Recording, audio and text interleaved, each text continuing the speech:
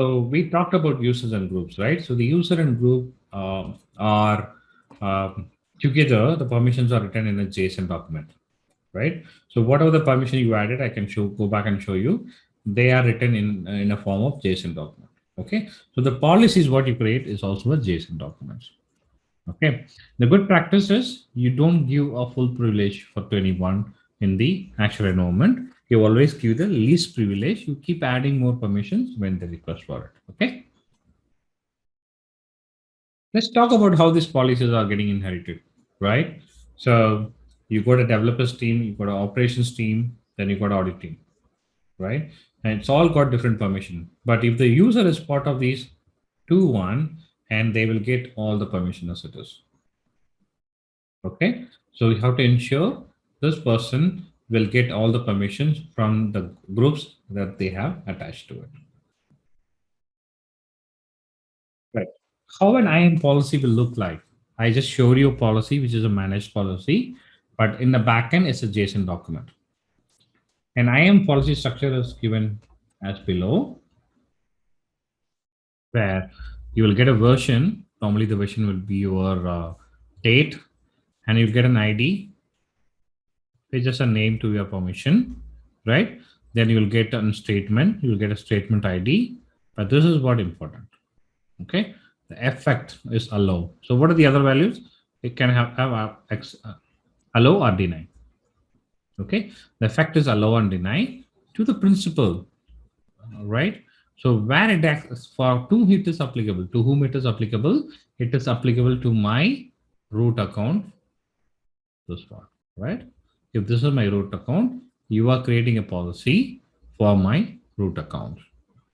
Okay, or you can just apply like a star, it will be applicable to anyone, right? So here the action is get an object and put an object, right? This is like an upload. Sorry, this is like a download. This is the upload. Okay, this is the S3 permissions. There are two permissions given to upload and download. Okay, and then on which bucket, because in S3 you can have like a number of buckets. So this is probably applicable to only this bucket. All right, so you're giving the resource permissions for my bucket and download and upload permission to my root account. So this is how you start creating a policy.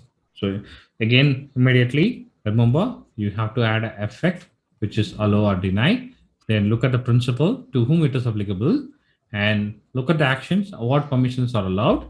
Then look at the resource on which bucket or which AWS resource this permission is applied, right? So that's how it works.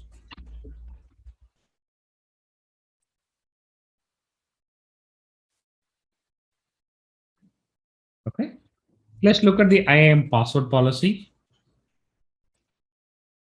So you need to use a strong password. You can set your own policies here, right? So in AWS, user can set up the password policy. I can set up the password policy for entire thing, right? You can set up minimum password length, say 8-digit, it has to be there. And you can require specific characters, upper cases, lower cases, numbers, non-alphanumeric characters. You can choose any one of the checkboxes. You can decide what is your password policy is going to be. Okay. So once you're done, it also allows all IAM users to change their own password. The same one what we just looked at, right? There's a checkbox. If you enable that, it allows the IAM user to change their own password. Okay. So when you do that, so you can expire a password after 3 months. You can ask the user to reset the password. Okay. And you can also prevent the reuse of the same password. Last 6 times used passwords cannot be reused. Something like that, you can set your policies. So all these things are defined in IAM password policy.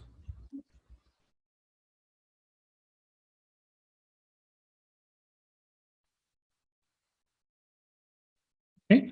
The other important feature provided by IAM here is called multi-factor authentication. So by this time, I think every one of you is already aware what is a multi-factor authentication. it is way of authenticating with more than one credential. For example, if you have a username and password, plus you can create an additional security through MFA if you have a security device, or if you have an MFA app, or through SMS or email, right? It's all available. The one-time password, what you receive normally for your banking transactions, are mainly related to your MFA, because you already have a username and password logged into a certain app. On top of it, it will also ask you for additional security, which is a multi-factor authentication.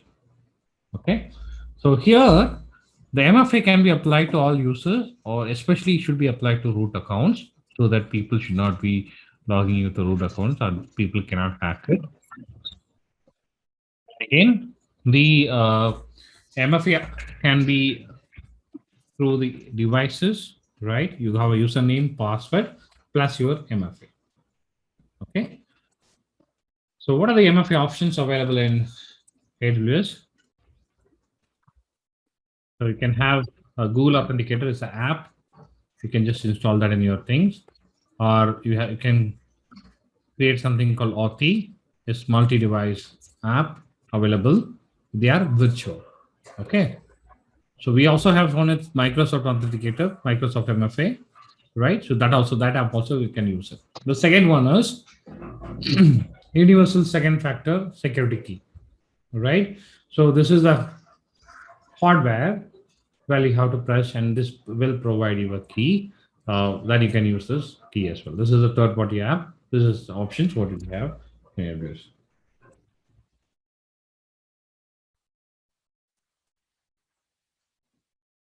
Okay. Other than that, you also have devices like Gemalto or SurePass. Similarly, there is a lot of options in MFA to be frank. Okay. So, how user can access an AWS? There are different ways an user can access the AWS. Okay. One is AWS Management Console. We just looked at how to log in using Management Console. The second is through command line interface, right? As I showed you, you can download something called command line interface, and this command line interface uses AWS API. Okay.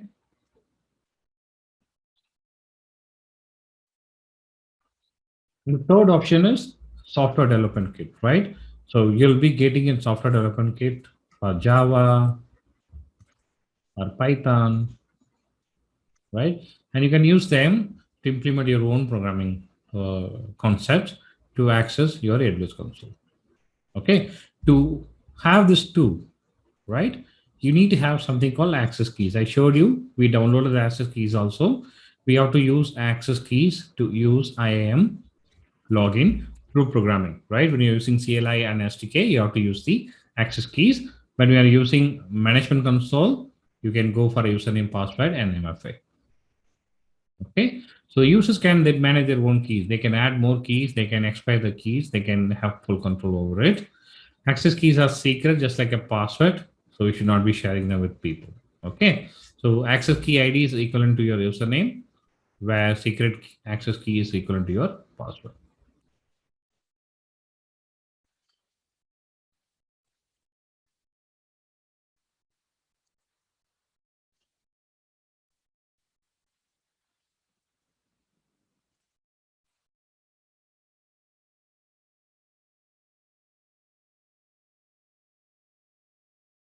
Okay. So the access key is always downloaded and used from your IAM console, where you can go and create access key and you can download them. So, right, we'll be seeing this option very soon, but do not share this with anyone else. Okay, it has to be only for your program to use it. Okay, the other important thing, the third identity, we talked about only two identities so far. There is a third identity which we create using IAM, which is called IAM role. Okay, the IAM role allows you to perform actions for somebody else, right? So what has happened? Some AWS services take EC2, right? We say some AWS services, take EC2 example here.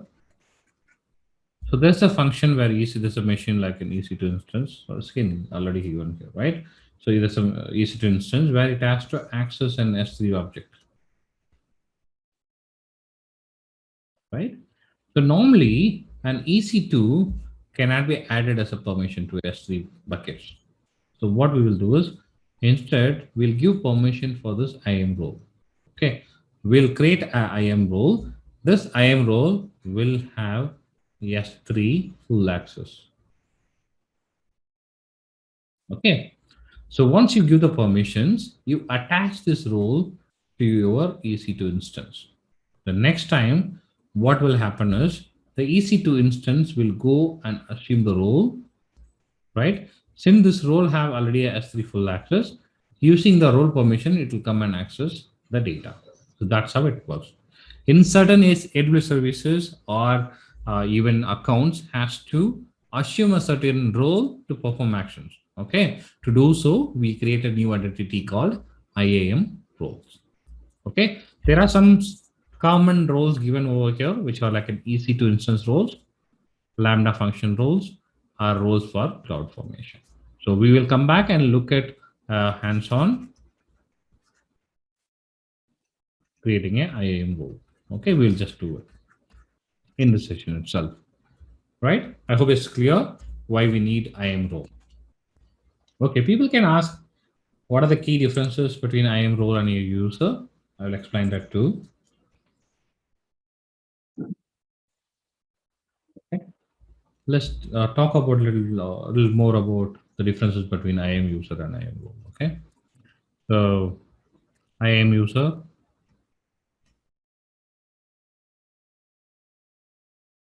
then IAM role. Okay, the key differences are here. This is permanent credential. This is the temporary credential. What does that mean? So there is no username password for your IAM role. But wherein user, you have username password, access key, ID, and secret key, right? For IAM role, every time the IAM role will go and request a service called STS, right? There's a secure token services, the second AWS service will go and look for a temporary credentials. Okay, so the STS will issue a temporary credential that will be valid only for the session. After that, the credential will expire. So that's the basic difference. Again, so this cannot be assumed, right? Use others cannot assume this.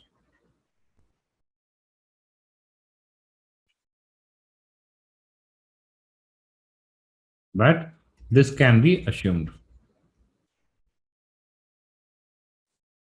What I mean by assumed, somebody can assume this role and perform actions as this role permission, right? Wherein IAM users cannot do this. And again, we have something called trusted entities.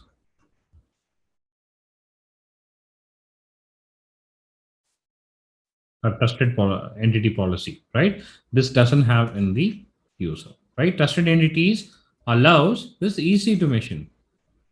For this particular role, the easy to machine is the trusted entity. Who can assume that role is the trusted entity. I trust this guy to assume me and perform the actions on my behalf. Okay, so that's why you have to add something called trusted entity. So these are the key differences, because in anywhere if you go to interview or any questions, even if it is on the examination, you need to understand what are the key differences between a IAM user and a IAM role.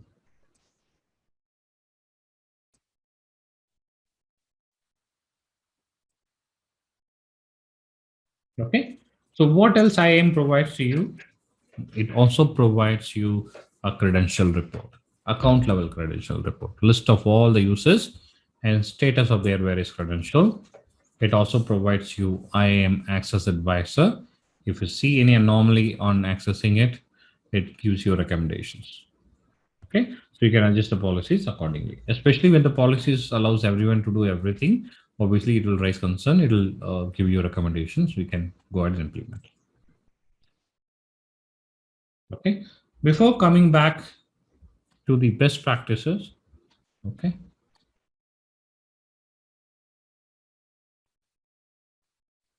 Before coming back into best practices in IAM, I will go and add a IAM role, and I'll explain how to add a permission to a role. Let's go back to our AWS console.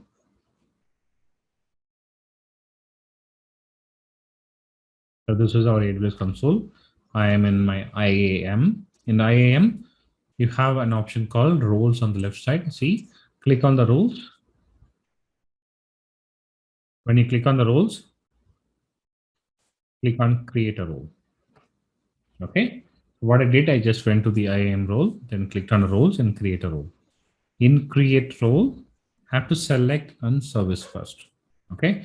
Remember the trusted entity I talked about there in role. A trusted entity is someone you are allowing that guy to assume this role and perform actions. Okay. So this is what it clearly says. Allow EC2 instances to call AWS services on your behalf. Who's me? I'm the role here. Okay.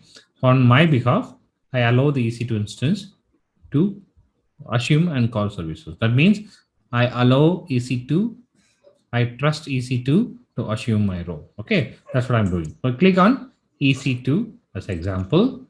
I have to choose a service, then go to permissions.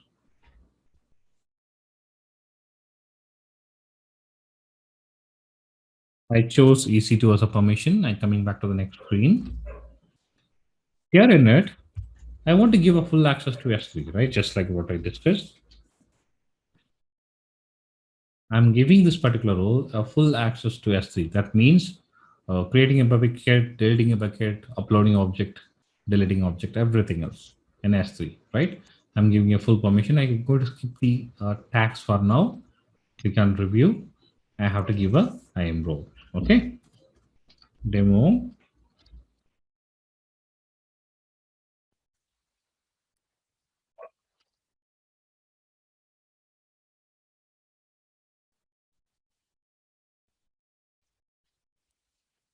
Okay. So I have created demo role with S3 access, right? And so I'm giving demo EC2 role with S3 access.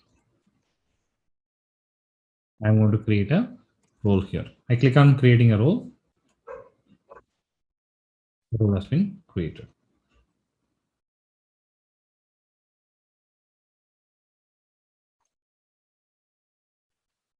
Okay. So that's it. I can search for this role now.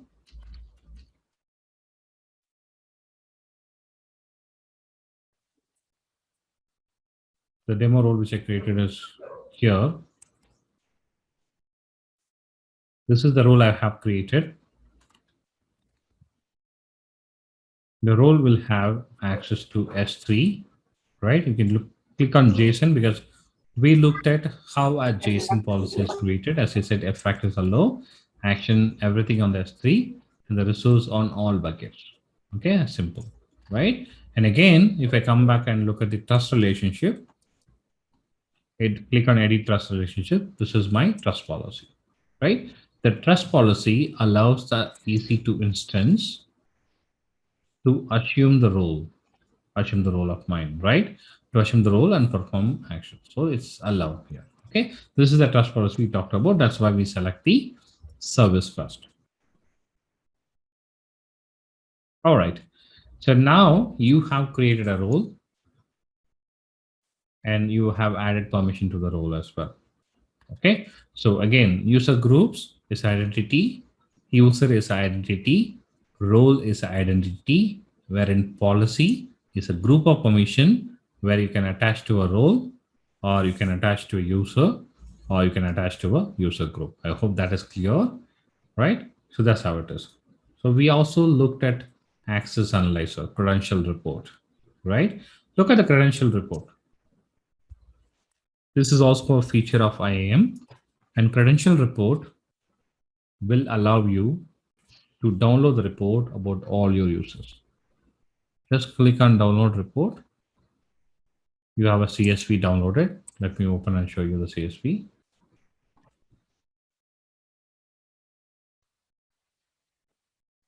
As you could see, it listed all my users. This is a root account, this is a demo account, this is the other couple of accounts which I use. And it also tells you when is my password last used. Okay. There are a few things because when is my password last used, and what is the time that has been changed. When you need to rotate, you need to rotate your passwords as well.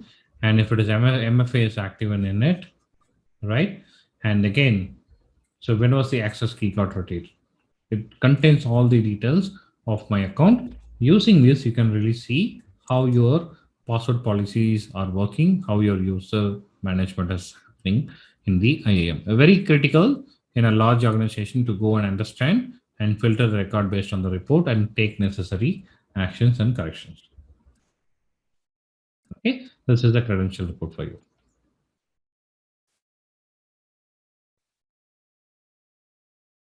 Okay. And again, as I said, it also allows you to analyze your access because I'm not doing too much access now, but access analyzer is another feature of IAM, which comes and tells when was the last time Kinesis data generator accessed a particular uh, service in this account, right? As you could see, 19 hours ago, there has been uh, some activity on my Kinesis data generator we try to access using federation. Okay. So I see that I don't need this. I don't need this federation to happen, right? So you can see it uses a particular role. Kinesis data generator, cognizant, cognito, authenticated user role, 2W, MIS, and 334, right? So that's using these roles to access my particular IAM console. I can go ahead and delete them so that I'll be disabling all this one. Okay. Right. The access analyzer, which will give you a clear idea who's trying to access, right? While you do that, you can control your account and disable the roles that you don't need. Okay. I can go and find those Kinesis roles. If I don't need it, I will just go ahead and delete the roles, right? So that that federated user cannot assume that role and perform actions on that behalf. Okay.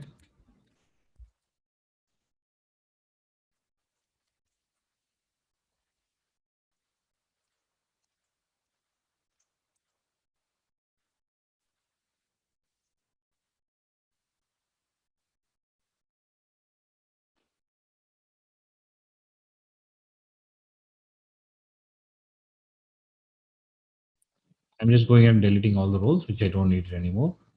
So it will avoid any unauthorized access to my account. All right. We looked at the user groups in IAM. We looked at users. We looked at roles. We also seen policies. In policy, there is one more thing which I like to just show you. I can create a policy on my own because so far I have used only AWS managed policy, right? I've not used any customer managed policy. I can create my own policy. Click on create policy. When you click on create policy, you have to choose a service.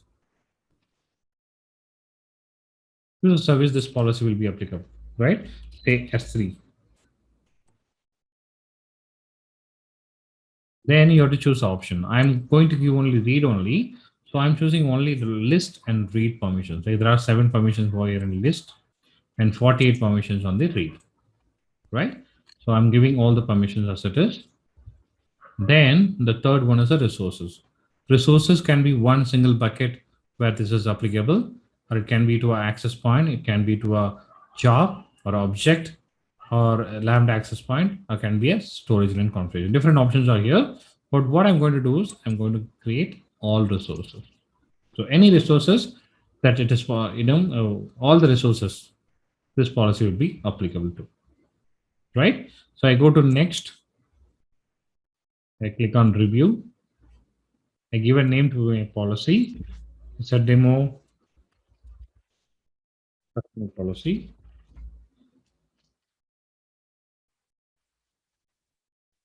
One, I give a description and click on create policy.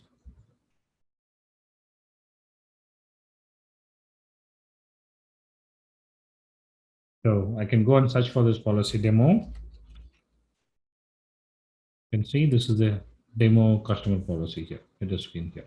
Now I can go to any one of the identities, user group or users. I can add this particular policy over here.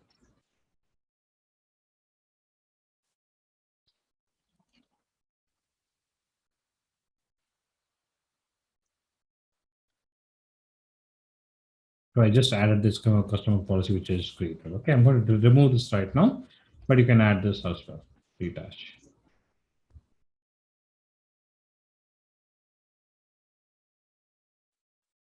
Okay. So that brings an end to that hands-on session, right? Let's go back and look at very few IAM best practices,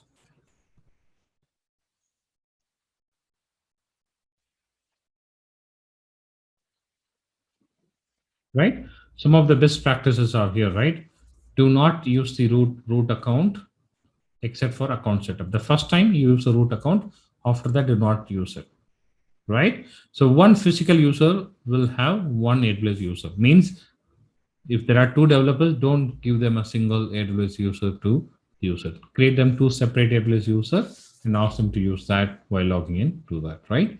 Assign users to groups and assign permission to the groups always. It's easier to manage. Okay. And create a very strong password policy. Whenever required, use MFA, multi-factor authentication. Okay. And create and use the roles for giving permission to AWS resources. For AWS resources like EC2 or S3 or any AWS service, use roles to give permission to other services and resources. Okay. And when we are using CLI and SDK programmatically, use access keys for programmatic access. Okay.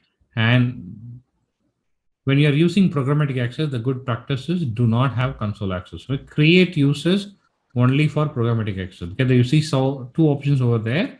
What you can do is you can create a programmatic related users separately. You don't have to give them a console access.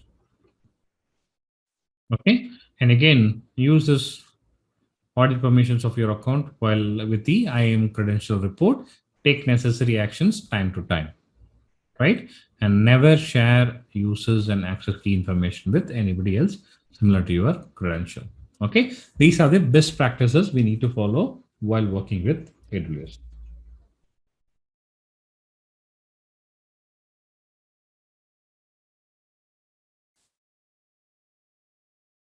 Okay. So when we talk about security, right? IAM is a security service. There is something called shared responsibility model where AWS takes care of certain security aspects, where as a customer, you are responsible for a few more, right? This is why we call us a shared responsibility model, right? Whatever I see on the left, it is AWS responsibility. Your infrastructure, your configuration, your compliances, all done by AWS. But as the customer, you are responsible for creating users, groups, roles, which are identities and policies, and ensure proper policies are implemented, proper password policies are set, everything. So enable the multi-factor authentication on the accounts, right? If you're using any encryption keys or other keys, keep rotating the keys often. So even if it has been hacked, the keys will be rotated every month, right? So you'll get good security. Use IAM always at a single place, as a central place to give appropriate permissions everywhere, right? And also use the credentials report, right? An access pattern to time to see what is going well and what is not going well and make appropriate decisions on that. So that's what called as shared responsibility model. So for the infrastructure and the services what they provide, they guarantee the security, but whatever you do inside it, you are responsible for it.